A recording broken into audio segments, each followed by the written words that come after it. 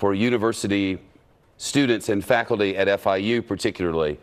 What an unbelievable thing that on this day, this reunifying bridge could cause such an absolute horrifying scene. They're all coming together now, the local authorities, to bring us the update. They're doing some introductions now for the locals, and I want to listen in. I want to let you know how this works. In South Florida, they do news conferences in English and then Spanish, and then they take questions because there's such an enormous Spanish-speaking population. So we'll listen to the English version, then we'll update you as we can, then we'll listen as they take questions now to South Florida.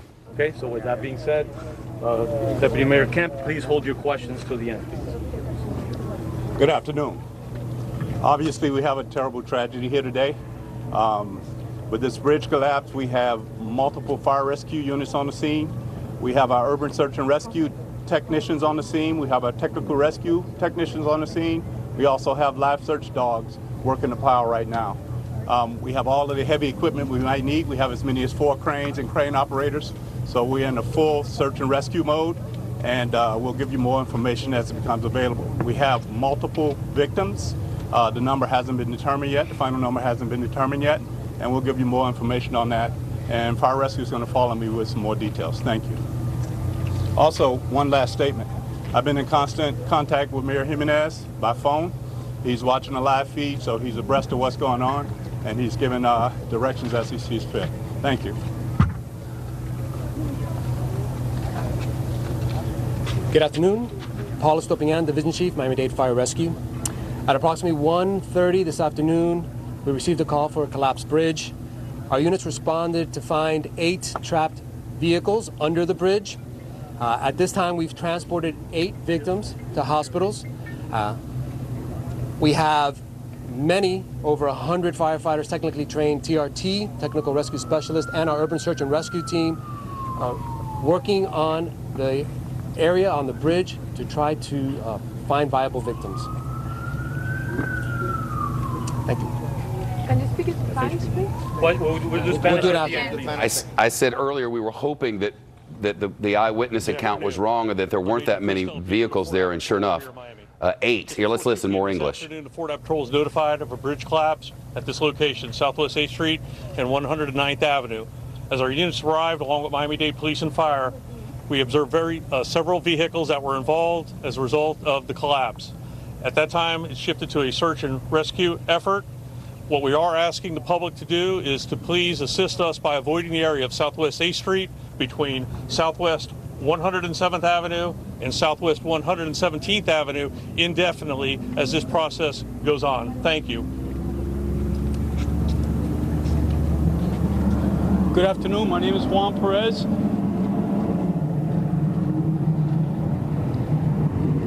Director of the Miami-Dade Police Department. First and foremost, all of our thoughts and prayers go to those the victims of this tragedy that has occurred here today. You've heard from our partners here, many other partners that are out here, law enforcement and firefighters that have come to the aid. We thank them for their efforts. You know, FIU is here, their police department has been great. Our partners from Sweetwater and Doral, and so many others that have come. If I miss you, I apologize, but we thank all the agencies that are out here supporting these efforts. Right now, we are assisting in the efforts. Right now, the main focus here by the fire department obviously is to rescue people. And that is what we're assisting with by controlling traffic, assisting FHP with traffic for now. And then we're on standby because as soon as those efforts are over, our Homicide Bureau will take the lead in investigating this tragedy that has occurred. And we will take the lead from that point on. The state attorney is also on standby and waiting to come in and work this case with us. So for right now, that's all we have as far as this incident. And a very important message that I also have is that we have established with a partnership through FIU a reunification center right here at FIU.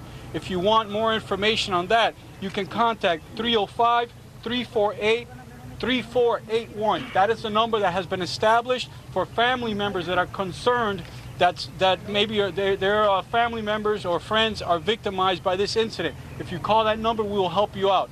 If you are one of those family members, or if you're concerned, contact that number. There is an area here to respond for the family members only. FIU police are on standby to escort everybody that comes in that wants to get to that family reunification center where our victim advocates are at, so that they can assist with whatever needs are required of those individuals. The last thing I would like to share is that you heard from FHP about people not coming into the area. Please stay out of the area, and we will advise you when these roads will be open again, but for an extended period of time. But I also need you, the media, to please cooperate with us. There should be no information that's coming out regarding this incident unless it's coming out from us right here in this location. We will periodically update you. We do not need information that is erroneous getting out to the public, because some is already getting out. And what that does is it complicates things. We want to be able to be the ones that contact next of kin. We want to be able to notify family members. Let us do that. We don't want family members to find out that a loved one is involved in this tragic incident because somebody puts it out in the media. So please, I ask you to respect those family members, those that have been impacted. But from the bottom of my heart, please cooperate with us today more than ever, so that others that are impacted are not impacted by watching it on the news. We definitely do not want that. We want it to be controlled. Let us do that. We have victim advocates that are waiting to go with us so that we can deliver the news, whether it's horrible news or whether it's a news that somebody has survived this incident. We would like to do that. If you can cooperate with that, and I would truly appreciate it. Thank you. We're going to go Spanish, all right, and then Obviously, we'd never go, and never have, and never will go with names of victims of tragedies like this before. We certainly respect their professionalism and the very hard work that first responders do for all of us every single day. And it's sort of a mutual sort of thing. They're going with Spanish language now. I think maybe if there's any good news here, and it's certainly hard to find on a day like this, but if there's any good news, it's not 18 to 20 cars under there, as our witness had said, but as they believe 8. Let's listen now back to English language. As mayor of the city of Sweetwater, we stand here today in solidarity. We've had a national tragedy here on our hands with a iconic staple part in a connectivity between the city and the university has actually turned out to be a national tragedy.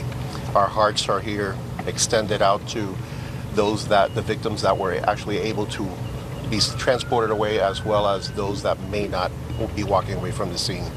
I'd like to thank all law enforcement agencies as well as local government that have cooperated with us. I've had numerous calls from all the law enforcement agencies and first responders. Thank you.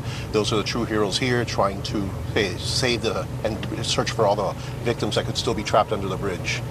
It was shocking news today at 1:48 when I received a call from a mechanic that works directly across the street from the Sweetwater and says the bridge just collapsed. I can hear the crackling in his voice as he's telling me this. And this was just devastating. Had to rush to the city as quick as possible to assess this and try to work with all law enforcement and search and rescue agencies. One kudos that I'd actually like to give out is to one of Miami-Dade police officers, Sergeant Dolan, who actually owns a business directly across the bridge. He was the first responder that actually worked there, and according to his wife, because he's still too broken up to respond to this, he worked on a victim for 15 minutes to maintain that person alive. Thank you to all first responders. As Director Perez was saying, try to keep all communications to this establishment and not from anybody else. There has been a lot of false messages going out. Try to limit it to this call center, please, if you don't mind. Can you correct some of the false statements? Hold your questions to the end, guys, please. We have plenty of people that have to speak. Can you answer whether it was open to the other or foot traffic dead or still just construction crews? Questions will be answered. Get to the questions at the end. Good afternoon. My name is Ken Jessel. I'm Vice President for Finance and CFO at FIU. Obviously, our hearts are broken over this tragedy that has impacted a good number of people. Right now, our first priority is with the family and friends of the victims, and we are going to do anything and everything we can to assist them during this process. We have mechanisms in place to provide the highest level of assistance, and we will provide whatever assistance is needed. I would like to echo the comments of my colleagues that have been up here. The first responders have been absolutely amazing. They've been here in just a matter of minutes to assist those in need. We have and will continue to work with them as well as the appropriate governmental authorities as this tragedy is investigated. Thank you.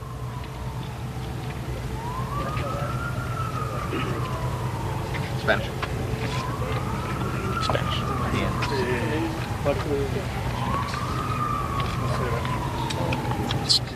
Buenos días. Al Cruz. As is custom in South Florida, they'll give Spanish language to the local Spanish language televisions, which really informs so much of the population down there. What we don't know still is whether they believe people are still trapped and possibly alive beneath that bridge. They have been very clear that this is a search and rescue mission. So it's not as if they are relegated now to just cleaning up and carrying away the victims. If you can see this picture, if you look straight ahead and to the slightly left of center, there's a dog on top of one of the beams of this, and they're using the canines clearly to try to, one would presume, to search for people who may be alive underneath there. And then they say they have the equipment they need, they have the personnel that they need. We don't know about the stability of this bridge. Is it safe to bring people in and try to get underneath and we just don't know these things. But here's what we do know. When they finished with the Spanish language version of the news conference, which they just gave, at least one member of the Miami-Dade Fire Rescue's battalion chief, Miami-Dade Fire Rescue's battalion chief is speaking to the locals in Spanish. And right when that is over, the authorities have promised us that they will answer questions of the media who are there on scene. And maybe from that we'll be able to find out if they even know if it's possible that people are still alive under there. Because we haven't been up so close, we don't know. We can imagine what it's like beneath that bridge, but frankly would rather not. And the hope is that parts of it are such that people might have had a chance to survive and they haven't been able to get to them yet. Let's listen and see what we can learn. Okay, now Florida Highway Patrol with the Spanish language version of what we've just heard. Trace Gallagher, 8 cars, according to authorities, trapped under there. And I would assume, and I don't know about you, but if they think it's possible somebody might be alive under there, might have expected them to be moving sort of expeditiously, and that's not what we're seeing.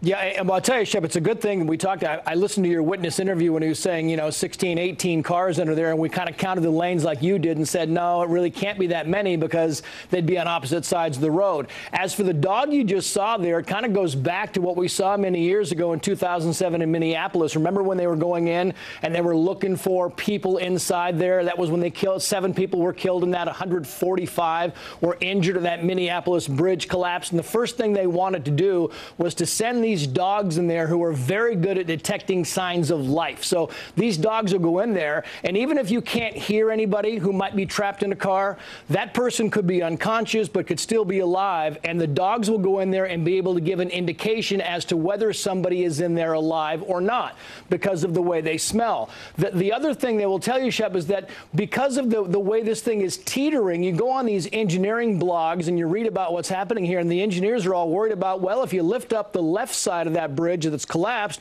what happens to the right side? It's kind of teetering there. Does it push up? Does it push up, and will it make things worse? So that's one of the things that's going over right now. The National Transportation Safety Board's on scene. The engineers who built this thing are on scene. They're going over all the blueprints to make sure that before they move any of this concrete, and we've seen them earlier move some of the lighter pieces up top, some of the blocks up top have been moved, but before they actually lift up these heavy pieces of concrete, they want to make sure that it's not going to do more damage. I mean, the people who, sadly have passed away in this tragedy, there's nothing you can do for them, but there is something you can do for people who may just be injured and unconscious under there, and they want to make sure that they go about this the right way. Time is of no essence right now. There's no hurry to get this bridge up and off unless they find somebody who is alive and trapped, and then it becomes imperative that they work as quickly as possible to get as much debris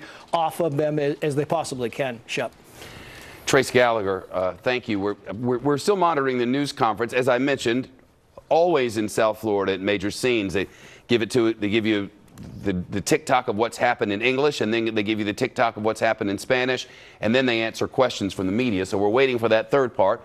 the questions from the media. We're also waiting to speak with Congressman Carlos Curbelo, who is the congressman for Florida's 26th district, which this is, and he's on the line with us now. Congressman, I am so sorry for what we're seeing here today. What have you learned?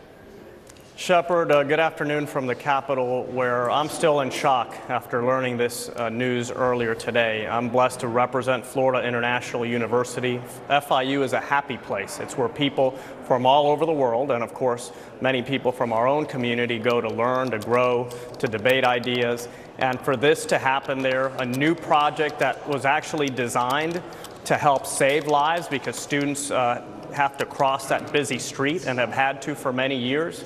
This terrible irony where that bridge has now cost lives in our community. I've been in touch with Secretary Elaine Chao, who is on top of everything. She assured me that the federal government would do everything in its power to assist with the investigation, get to the bottom of what happened. And I've also been in touch with local authorities, Florida International University administration, completely devastated like we all are. The human aspect of this is just so painful. Imagine someone whose child or parent or friend did not get home because they were killed by a falling bridge. It is just unthinkable, unspeakable, and we really ask the entire country to pray for these families and for our community, which is obviously in mourning. Congressman Curbelo, the locals are reporting, including Local 10, WPLG, ABC for South Florida, that police have told them that a stress test was underway. I'm an observer of process and a reporter of news, not one who knows anything at all about engineering, but so many of our viewers have written and said, if you're doing a stress test, why would you have cars underneath? Which seemed like a good question, and I wonder if you had asked it.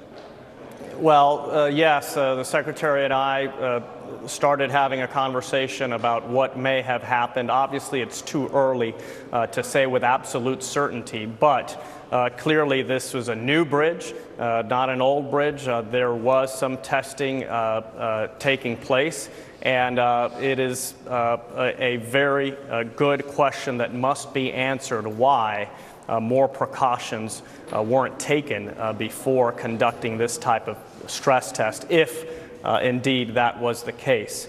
But what I told the Secretary is that the federal government obviously isn't responsible for responding immediately. That's why we have Miami-Dade Fire and Rescue, among the most talented first responders in the world, Miami-Dade Police as well, under the leadership of Juan Perez. But the federal government does indeed need to help us get to the bottom of what happened. And if people must be held accountable, which I assume there will be people who made mistakes, errors in judgment, well, the federal government needs to be there to help us reach those determinations and then see how we proceed. Congressman Curbelo, I know that an investigation will ensue, that the federal authorities are coming in to lead it. Congressman Carlos Curbelo, all the best to you. I'm so sorry for your community.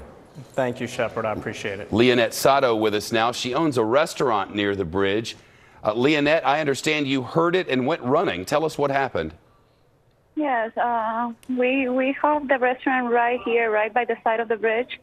The bridge just opened on Saturday. We were actually taking pictures of the great moment of the bridge being open, and today we just heard the great sound of that thing coming down, and my husband and I I'm so sorry, and I wouldn't interrupt you for anything, but authorities are answering how many people they believe are trapped. Let's listen. How many we've transported so far, and that's 8. I can assure you that our teams are still in rescue and search mode. They're still working the debris pile. We have search dogs in place. We have technical listening devices and fiber optics. We're drilling holes into the pile to try to locate any viable patients. So there are people there, or you just don't know? We don't know at this point. We're still in search and rescue mode. Has anyone been declared dead already? Have anyone? I can't speak to that at this time. When the last time somebody was pulled out alive? Test being conducted on the bridge at the time. So again, I'll go with one question at a time. I'm sorry. Those type of questions can only be answered once we begin the investigation, and probably towards the end of the investigation. Causes of what occurred here today will not be, we will not speak to that right now, and it'll probably be days before we can ever make that assumption, because obviously this takes an intense investigation, and we're not even there yet. The next few hours is going to be a rescue mission, So if you have questions, keep it to the rescue mission, to the victim reunification, those type of questions, because that's the only thing we can answer right now because it's too early. Thank you. Last person was rescued alive. The last patient was transported approximately 45 minutes ago. Condition? I can't speak to that at this time. How concerned are you about the structural integrity as you still look for? I can tell you that our technicians are working with construction crews that are on site. We're concerned with a portion of the bridge.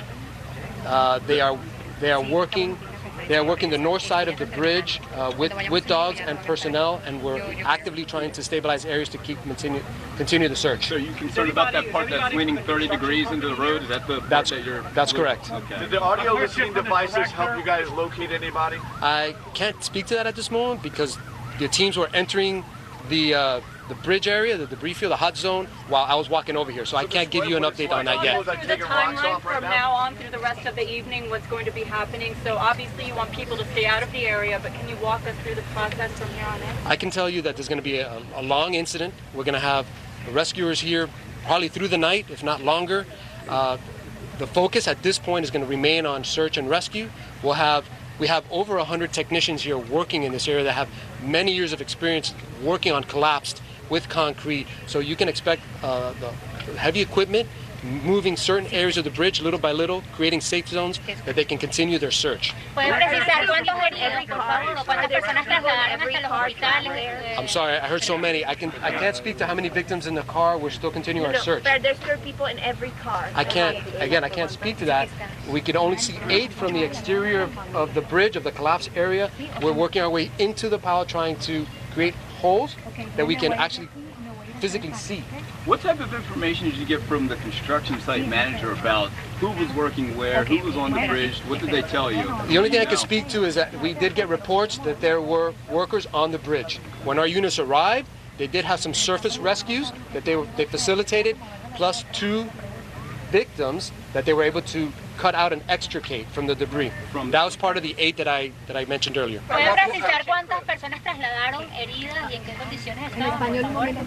favor, si te puede... Just one more question. At what point and then we'll move on. for the director, if I can, director, you could not say how many people have died here at this point, right? You don't know. You're not able to say. We're not confirming any deaths or anything like that right now. Right now, what we're saying is victims or casualties of this incident. But that's all we're saying right now. What Senator Nelson said, 6 to 10. Does that sound something right to you? What Senator Nelson says, I cannot answer to. But how many are missing? We don't know that. And of the people taken to the hospital, what condition are they in? Again, the fire department is the ones that transported them. They're not saying that right now. They're not confirming anything. Obviously, it's a tragedy of a collapsed building. So we know that at minimal, there's a lot of serious injuries with the people that were transported. Director, how many? Is a representative of the construction company here? And for the gentleman from the county, MCM does a lot of business with the county. Has over a number of years. Can you tell us how many other projects at the moment MCM is working on with the county? Really? I would have no clue right now. Yeah, we need to stick to the. Yeah, they're on site, but we need to focus in on the tragedy that occurred here, not look so much ahead or behind. Let us get through this point here. We'll have further press conferences. I know that with last question, we're going to Spanish. Patrol said this areas are closed indefinitely, but what are we talking about? Like a week, a month?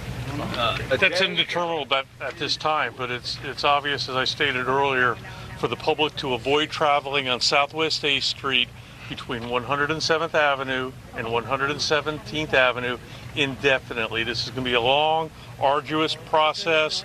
We ask for the media's assistance getting the word out. We ask for the public's assistance adhering to that. Thank you. All right, Spanish. We're going to go to Spanish now. One at a time. Hold on. So familiarly, they will return to Spanish language, and we've learned a few things here. Try not to be confused. The confirmations from earlier from the Florida Highway Patrol were official, and Florida Highway Patrol told Fox News directly there were multiple deaths and multiple injuries. We know of 5 taken to Kendall, down south to Kendall, a hospital there, which is in southwest Miami-Dade. Another taken to Jackson Memorial Medical Center, which is more in the center of town, a trauma unit there. And the question now is about those who may or clearly are underneath that bridge in those vehicles. You heard the authorities on scene say that not only that they can't say for public consumption at the moment, but that frankly they don't know how many people underneath there. They don't have a way to get there yet. They don't know how many people are in each of the vehicles. They have told us they believe there are 8 vehicles underneath this bridge, but they don't know. And again, this bridge is on Southwest 8th Street, which is the same as Highway 41, which is the same as the Tamiami Trail. It is a major highway that runs all the way across the Florida Everglades and all the way into Collier County, which is Naples, Immokalee, all of that area, Everglades City. So it goes across that. So this is an enormous highway right in the city here, the western side of the city of Miami. And the degree, we just don't know the magnitude of it all yet. We were talking with Leonette Sato on the line, Sato, I should say, who owns a restaurant, which is right at the foot of the bridge, called the Green Chicken. And you were explaining before the news conference there, Leonette, that you heard the noise and went running over there. And I was curious to know what you saw in the very early going. Well, we just heard the noise, and my husband and I and one of the workers started running that way, begging basically everybody that was inside their cars to come and help us find whoever was, trapped inside the cars, because we hadn't gotten to the bridge per se, and know that there's not much you can do when you see a bridge that weighs about 900 tons on top of cars that look basically like sardine cans at that moment. My husband saw that two of the construction workers were attached with their harnesses to the top of the bridge, and he ran. He is a Miami-Dade police officer, so he has experience with CPR, and he has experience with resuscitation processes. So he went on top of the area where they had been laying on. One seemed to have been dead on impact, or I don't know if he actually passed. The other one seemed like he could use some help, so he started doing CPR on that person. Like 15 minutes later, the guy came from shock, and he was transported to a near hospital. I completely unadvised of the dangers. I mean, this is a moment of chaos. You don't think of your own danger. You just see, and you're passing by in front of the bridge, and you're seeing at least 3 cars that are completely crushed under this bridge, and all you're thinking is like, is there someone that you can help? So I went on the other side of the bridge, which was still like somewhat lifted, because the part that's most destroyed is the, I would say, northern part of the bridge, and the other one is still pending. So I went, and there was a car who was completely crushed on the front part, so it's very safe to assume, unfortunately, that the driver and the co-pilot were both crushed completely. But then there was this young boy in the back of the car with full of blood and just basically speaking, begging for someone to help him. And that's something that I'm not going to be able to get out of my head, because I'm a mother of a kid too, and I just see that boy with his hand out the window just crying for help. And the police officers arrived, and they told me that they couldn't, or I couldn't be under the bridge to help this person. And it's just completely insane that you see a person asking for help, and that person is just full of blood, and you know that whoever is in front of him driving could be his family, and he's just basically asking, please save me from this, and that I can't do anything, and that no one can do anything. And of course, everybody has to think of safety, and if I go under that bridge and something else happens to me, then it's another casualty. But it's just insane that it's a feeling that you cannot get out of your head, knowing that there is this person inside a car asking for your help, and you can't do anything for that person. So I had to move from under the bridge.